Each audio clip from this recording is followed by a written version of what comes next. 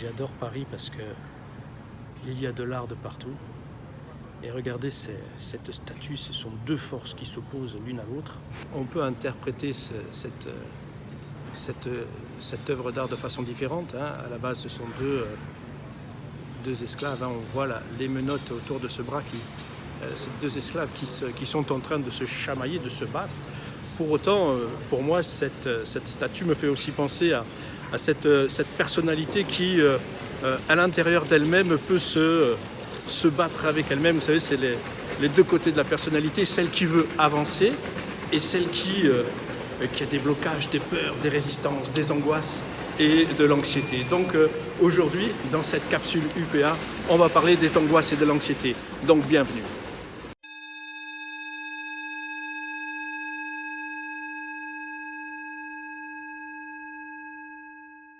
Alors d'où vient cette anxiété, cette angoisse? D'où viennent-elles ces deux phénomènes, ces deux aspects que nous pouvons vivre au quotidien? Bien, anxiété, angoisse, attitude, comportement, bien entendu, et émotion, peur, mécanisme pattern, mécanisme mental, et bien sûr des projections à partir de ces informations que nous pouvons aussi retrouver au quotidien dans notre vie lorsqu'on vit ces angoisses et ces anxiétés. Pour ma part, lorsque je vivais de fortes angoisses et cette anxiété qui était là de façon régulière, pourtant je lisais des livres,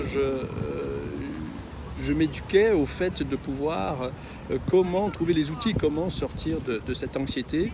Et lorsque j'ai de suite pris conscience que j'avais besoin aussi de prendre en charge mon corps, mes émotions et cette possibilité de pouvoir justement me donner une écoute plus profonde à partir de ces sentiments, de ces émotions et de ce corps.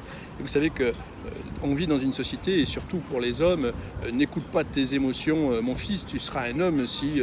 Non, les émotions c'est pour les filles, c'est pour ceci, c'est pour cela. Et même au niveau des femmes, dans l'éducation, au niveau des jeunes enfants, des jeunes filles, bien souvent on demande d'occulter les émotions et j'ai rencontré aussi beaucoup de femmes qui avaient coupé avec leurs émotions parce que dans un environnement, dans une éducation sociale, on coupait à ce moment-là on demandait de couper avec les émotions en fait, parce que c'était pas une bonne chose. Et donc lorsque j'ai pris en compte que je devais aussi écouter cette part du corps, des émotions et des sentiments, alors ça a changé énormément parce que c'était une ouverture et une écoute à ces angoisses et ces anxiétés qui étaient posées là et qui se représentaient au travers de la forme pensée et de la pensée. Parce que dans la forme pensée, on peut avoir des angoisses comme on peut avoir des pensées aussi très, très joyeuse et paisible en fait. Et ces angoisses, ce sont aussi des émotions qui sont cristallisées dans le plexus solaire, qui ne sont pas aussi exprimées. Et ça remonte dans le cœur, ces émotions, elles remontent dans le cœur. Et dans le cœur, c'est l'espace des sentiments. Et les émotions, elles viennent elles nous perturbent aussi dans le cœur par rapport à notre ressenti dans notre vie quotidienne et nos relations.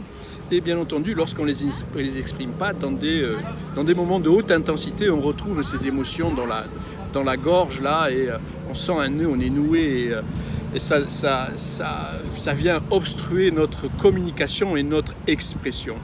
Donc lorsque j'ai pris vraiment conscience de ça, j'ai commencé à me faire traiter aussi le corps au niveau de l'énergétique, au niveau de certaines personnes qui m'ont amené leur aide et ils m'ont permis aussi d'écouter plus profondément et au travers un jour d'une séquence que je joue sur scène quand je me formais très jeune au jeu d'acteur, j'ai vécu un grand moment de présence. Mais un grand moment de présence qui était tellement puissant que tout s'est arrêté. Plus aucune pensée. J'étais là, focus avec ma partenaire, j'étais dans le moment présent et je focalisais mon attention sur elle et sur ce qui se passait sur la scène afin de pouvoir exister, le vent se lève, afin de pouvoir exister dans ce qui se jouait là. Et ça a été très puissant parce que à chaque fois, j'ai cherché à nouveau à retrouver cet état de présence qui, au travers d'outils et d'un processus de jeu qui m'était proposé, eh bien, je pouvais retrouver avec l'entraînement, avec la répétition. Je retrouvais cet état de présence et de plus en plus, comment dirais-je, j'allais dire, expansé, hein, vraiment dans un calme serein. Pour autant, lorsque je retournais dans ma vie, en dehors de la scène, eh bien, ce qui se passait, c'est que je reprenais mon quotidien, parce que sur la scène, on est focus sur ce que l'on fait, parce qu'on a un résultat aussi à amener, même si le résultat, en soi, il n'y a pas de résultat, c'est un processus qui nous amène dans une proposition de jeu. Et dans la vie, étant donné que, et ça je l'ai compris plus tard, étant donné que je relâchais mon attention par rapport au quotidien, par rapport à mon environnement, la famille, les amours, les ceci, les copains, je relâchais mon attention automatiquement, le processus de la pensée revenait, se rejouait et me faisait réapparaître aussi certaines informations qui me renvoyaient cette anxiété, ces angoisses. Et pourtant j'étais une personne à ce moment-là qui commençait vraiment à accueillir mon corps, à accueillir mes émotions et à venir de plus en plus dans ma présence, incarner ce corps. Hein, c'est l'être qui vient et qui se pose dans le corps et qui de plus en plus s'aligne dans sa présence et se permet d'être là. Parce que si vous regardez bien autour de vous, les gens ne se permettent pas réellement d'être là avec les personnes. Peu de gens se regardent dans les yeux. Et ce qui se passait, c'est que j'étais de plus en plus dans cette présence qui me permettait aussi de pouvoir m'installer et de récupérer de la force et mon pouvoir dans ma relation aux autres.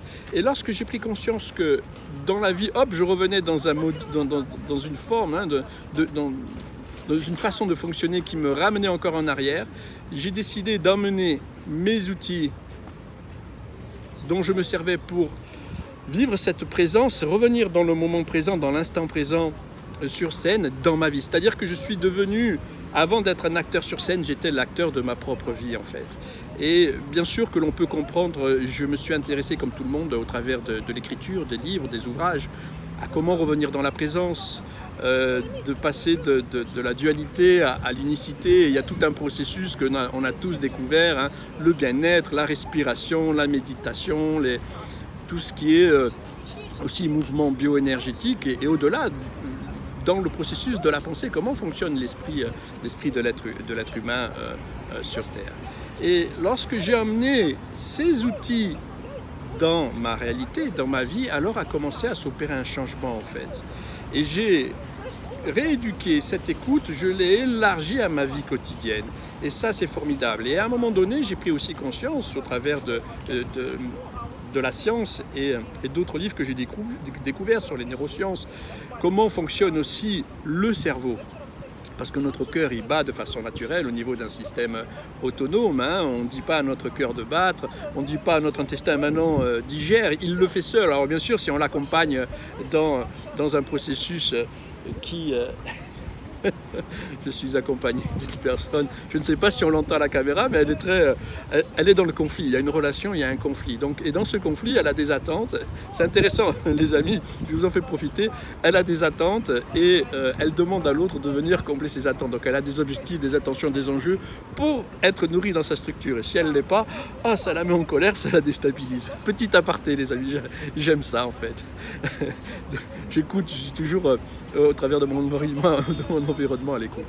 Donc je disais que ce processus d'intégration dans le corps et d'accueil de ces émotions et de cette biochimie, aussi comment fonctionne ce cerveau, il est intéressant aujourd'hui. Et ce n'est plus un luxe de savoir comment nous fonctionnons en fait. Donc je disais que tout est régi d'une façon autonome dans le corps, au niveau du cœur, au niveau des intestins, des organes vitaux. Et bien sûr, lorsqu'on parle avec son corps, il nous répond. Et c'est ça aussi la beauté, c'est qu'on peut être aussi en osmose avec son corps, l'écouter, lui parler et l'accompagner et nous accompagner nous-mêmes au travers de ce corps. Et bien entendu, lorsque je parle de l'être, j'en reviens à ce cerveau qui est magnifique, c'est un organe magnifique que l'on découvre de plus en plus aujourd'hui avec la technologie, hein, même si parfois la technologie peut desservir l'être humain, et on le voit bien aujourd'hui dans le monde dans lequel on vit. Bien sûr, la technologie peut aussi faire mal à l'être humain, comme elle peut lui faire énormément de bien. Pour autant, ce qui se passe, c'est que pour revenir à cette biochimie, à ce cerveau et l'être qui est là, hein, ce cerveau, c'est un outil, c'est une grande garde de triage de l'information et une information qui passe au travers aussi de ce cerveau, de ce système nerveux et qui est totalement décentralisé.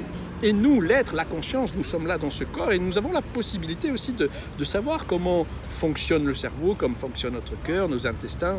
Et ce qui se passe, c'est un compagnon de route. Et lorsque tu prends conscience que dans toutes tes relations, dès qu'il y a une réaction, tu es assujetti à un mécanisme mental en fait. Tu es assujetti à un mécanisme mental. Donc pour revenir aux angoisses et aux anxiétés, il faut savoir que dès que tu as une angoisse et une anxiété, que tu es en réaction avec, tu es en train de valider un pattern et tu es en train de remettre en place un pattern et de projeter un pattern. Et ce pattern, il se projette aussi à partir de quoi? Je dis bien aussi à partir de ton cerveau où l'information aussi circule. Et plus précisément au niveau de ton cerveau limbique. Et ton cerveau limbique, au sein de l'amygdale cérébrale et de l'hippocampe, hein, eh bien, il y a un traitement de l'information émotionnelle au niveau des amygdales. Et cette information, bien sûr, elle est aussi caractérisée par le danger.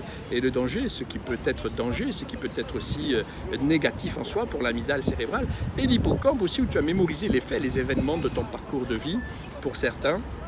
Et qui, lui, va amener une réponse à un signal électrique, à un signal émotionnel qui est généré par l'amygdale à un moment donné. Donc vous voyez, dans le cerveau limbique, lorsqu'on est là, par exemple, moi je vis une situation, si d'un coup il y a une situation de danger qui arrive de l'extérieur, mon cerveau aussi va la traiter, comme moi aussi je vais pouvoir la traiter. Vous savez qu'il y a toujours un décalage entre chaque traitement, entre le cerveau, vous, et le subconscient et la conscience que vous êtes. C'est très rapide, mais il y a un décalage qui se fait. Eh bien, ce qui se passe, c'est que de traitement de l'information dans le temps. Ce qui se passe, c'est qu'à un moment donné, si je suis dans une réaction, alors d'urgence, c'est aussi l'instinct de survie qui se met en place et le reptilien qui va avec et qui va permettre de donner une solution. Pour autant, si je suis dans une relation, une situation avec une personne avec laquelle je suis en conflit, et si je suis complètement associé, identifié à de l'information qui aussi est généré et renvoyé par le cerveau limbique, eh bien à ce moment-là, je vais être en réaction et je vais valider un pattern, ce à quoi je m'associe et m'identifie. Donc ce qui se passe, c'est que au travers de la respiration et bien sûr et du fait de se poser, parce que vous, si vous regardez cette vidéo, c'est que vous commencez à vous intéresser à ça ou vous êtes déjà intéressé à ça. Donc je m'en réjouis déjà pour vous à ce moment-là. Ce qui se passe, c'est que dès que tu as une angoisse, dès que tu as une anxiété, dès que tu as une émotion qui arrive, dis-toi déjà, ok, il est possible qu'il n'y ait pas que ça qui existe, une pièce à deux faces. Donc, je me pose, je respire, je regarde cette angoisse, j'observe cette anxiété. Qu'est-ce qui se joue derrière en fait? Qu'est-ce qui se joue derrière cette angoisse, cette anxiété? Quelle est l'émotion qui arrive? Et cette émotion est reliée à quoi? Est reliée à quel sentiment? Cet sentiment va vous amener des idées et des images. Et là, tu commences à te désidentifier, à te désassocier déjà de l'information, mais aussi de ce que te propose ton cerveau limbique. Tu es en train de rééquilibrer aussi une écoute et en même temps d'investiguer à partir d'une information. Et lorsque tu investigues à partir d'une information, tu as la possibilité de prendre conscience de l'information, de la transformer dans un premier temps pour amener un changement dans la répétition. Je dis bien dans la répétition parce que quand il y a des patterns, des mécanismes qui se sont mémorisés depuis bien des temps, depuis des années, 10, 20, 30, 40 ans ou 50 ans, pour voir ce qui se passe, on a besoin de répéter. Ça peut aller très vite, mais on a besoin de passer par la répétition. Donc ce qui se passe, c'est que pose-toi, respire, prends un temps et investigue, comme je viens de te le dire, de l'anxiété et l'angoisse, l'attitude et le comportement dans lequel moment ça joue dans l'instant, quelle est l'émotion et quels sont... pose-toi la question, d'où ça vient, d'où ça émerge? Tu vas avoir des réponses qui vont arriver. Quelles sont les idées, les images qui sont collées à ça? Quelle est la peur derrière qui surgit à l'intérieur? Donc tu prends un temps pour ne pas donner d'attention, en tout cas la même attention dans un premier temps que si tu étais en réaction en fait, que tu allais valider le pattern. Simplement, tu donnes ton attention mais avec plus de recul, plus de profondeur. Tu commences à te poser des questions et à te détacher, comme je dis, de l'écran du film de ta vie. En même temps, tu es en train de te détacher aussi de ce que te propose ton amygdale et ton hippocampe au niveau du cerveau limbique. Et là, tu oh, tu respires et tu te dis, ok, vraiment, est-ce que j'ai vraiment besoin de ça? Est-ce que ça existe vraiment dans ma réalité? Oui, ça existe puisque je le sens, mais est-ce que c'est vraiment juste?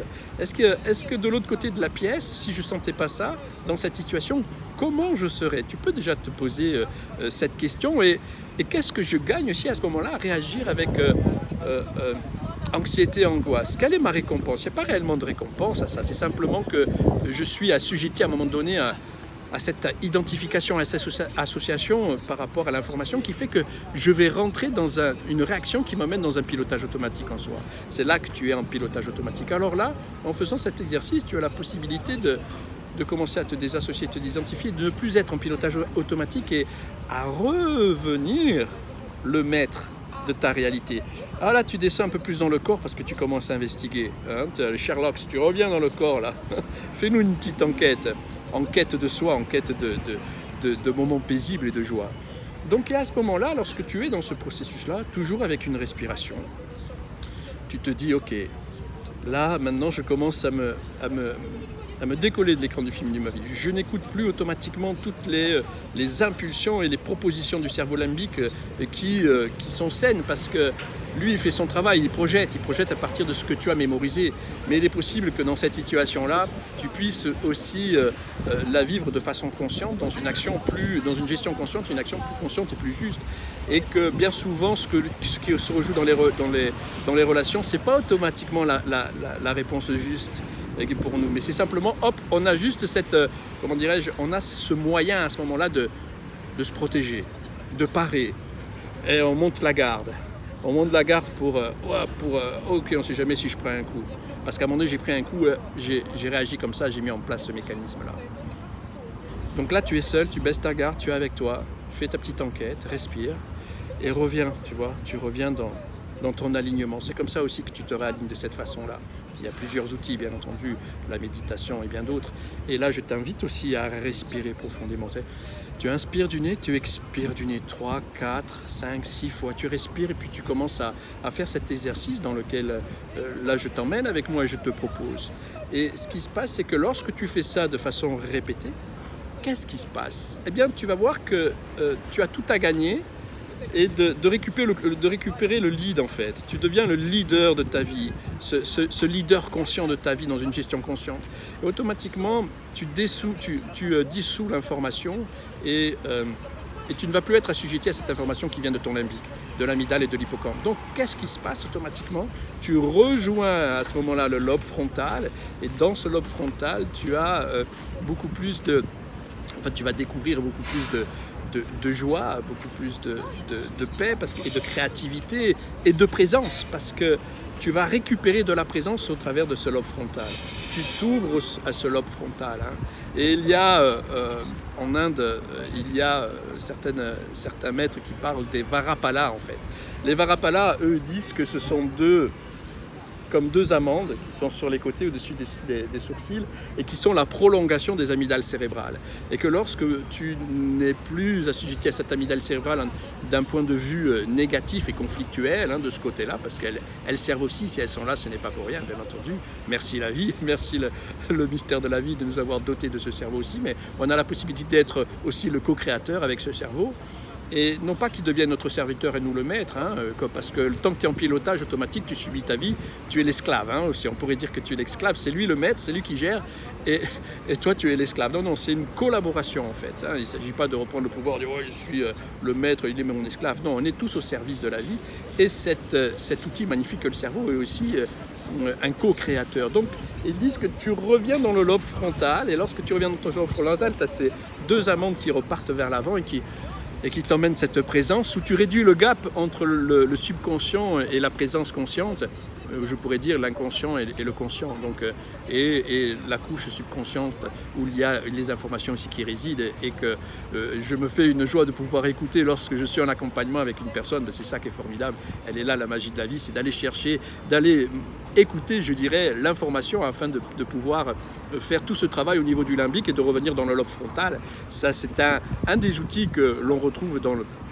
dans UPA, je ne pourrais pas partir dans une grande explication là parce qu'il me faudrait peut-être une capsule d'une heure et demie et là je vous ai peut-être perdu les amis et je voudrais déjà qu'on est à je crois plus de 15 minutes là maintenant, je ne voudrais pas vous perdre mais pour autant je vous invite à faire cet exercice là que je viens de vous partager, regardez à nouveau cette capsule pour revenir vers ce lobe frontal et vers une gestion consciente et des moments plus paisible, sans être dans la réaction, sans être dans l'émotion, le sentiment, l'anxiété, l'angoisse. Non, ça va libérer des espaces en vous et je vous assure, ça va vraiment vous faire énormément de bien. Et vous voyez, le bien-être, ça se crée aussi lorsque moi j'étais ignorant de toutes ces approches et de comment aussi pouvoir faire le pont entre les différents outils et les intégrer dans ma réalité, dans ma vie. Être l'acteur de sa propre réalité, de sa propre vie, au service de son bien-être, au service de soi et automatiquement le partager avec son environnement parce que c'est ça. Hein. Moi j'ai beaucoup remarqué dans mes ateliers, lorsqu'il y a des personnes qui comprennent qu'un processus leur fait du bien, qu'est-ce qu'ils ont? Ils n'ont qu'une seule hâte, c'est de le partager aux autres. C'est de le partager aux autres et d'amener d'autres personnes aussi à pouvoir vivre ce qu'elles-mêmes vivent et c'est ce qui me revenait très souvent dans mes ateliers et puis moi-même aussi, c'est pour ça qu'aujourd'hui je me réjouis de pouvoir partager parce que le partage et communier avec vous, ce qui peut fonctionner et vous permettre de vous libérer parce que pour moi qui viens du monde de l'art, de l'artistique, du théâtre, du cinéma et du chant, j'adore aussi chanter, j'aime beaucoup chanter et j'aime beaucoup danser. J'ai une amie qui m'a amené dans un espace à Paris en ce moment, il y a beaucoup d'espaces qui sont décernés à une danse libre et qui se rapprochent d'un processus initiatique et je me suis vraiment régalé de danser pendant 3 heures pendant non-stop.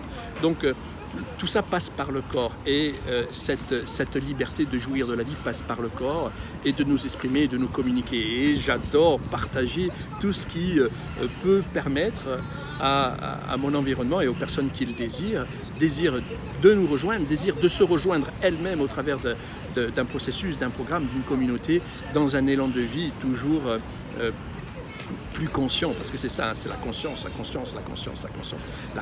de soi. Moi je sais que lorsque j'ai commencé à prendre conscience de tout ce dont j'avais besoin et qui pouvait me permettre de trouver cette gestion consciente et de la joie, de la paix dans ma vie, eh bien je n'ai jamais cessé, je continuerai jusqu'à ce que je parte en fait à le partager avec vous tous.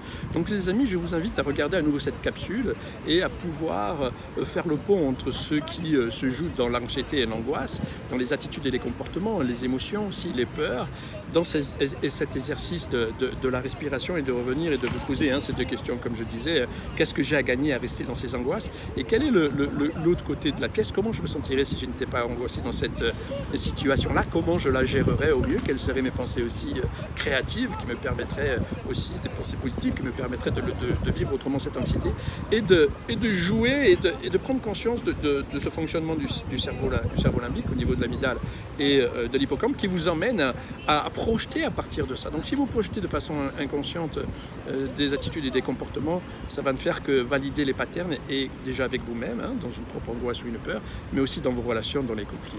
Donc les amis, cette capsule, elle fait 21 minutes, je vois sur l'écran. Je vais vous laisser, je vous souhaite une belle après-midi en ce soleil que nous avons, c'est très agréable ce temps. Et je vous dis à très bientôt. Je me suis vraiment fait plaisir et j'ai pris une joie de pouvoir vous faire cette capsule avant de repartir en rendez-vous, entre 2 rendez-vous d'accompagnement. Je vous dis à très bientôt.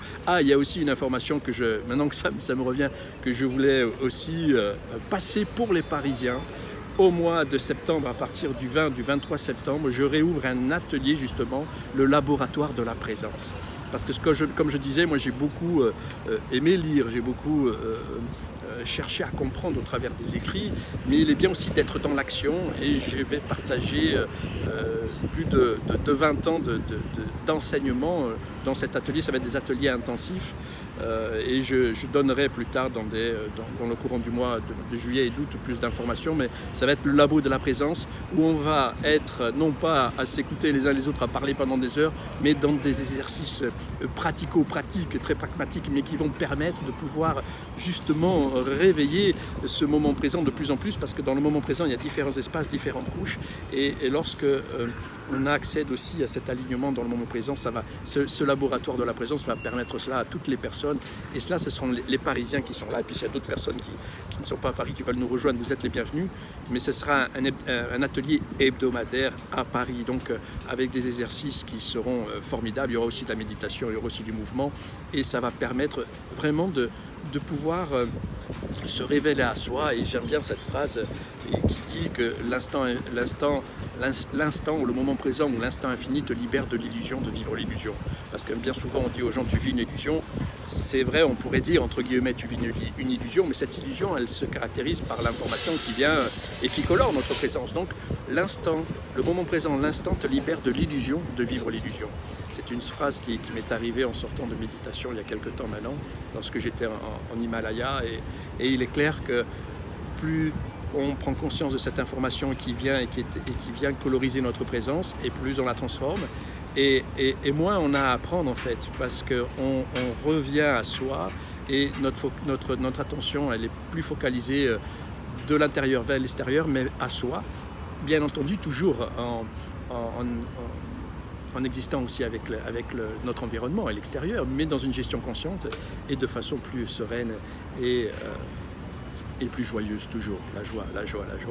Il y a aussi la tristesse, hein. C'est important de pouvoir, on ne vit pas dans le monde de oui-oui, hein. C'est important de pouvoir accueillir aussi tous les autres moments qui se prêtent à nous, qui se présentent à nous, hein, mais dans une meilleure gestion et qui nous permettent de revenir, au lieu de passer 6 mois ou 1 an ou 3 ou 5 ans à résoudre un problème, de revenir dans l'instant, de transformer et de revenir dans cet espace de présence. Et on vit la vie telle qu'elle est, hein. On n'est pas non plus des extrémistes à dire ah ouais, non, la paix, la joie, ouais, la vie elle est faite de tout, elle est faite d'amour, de joie, de colère, de tristesse, et il est important de pouvoir se permettre de tout vivre et dans une gestion consciente. Donc les amis, je me réjouis, donc je vais vous donner de plus en plus d'informations par rapport à cet atelier, et ça va être un événement formidable et avec de grandes possibilités de percée, de présence, de breakthrough, on dit en anglais, de percée de vérité. On va revenir dans l'instant dans ce laboratoire de la présence, dans le laboratoire de la présence.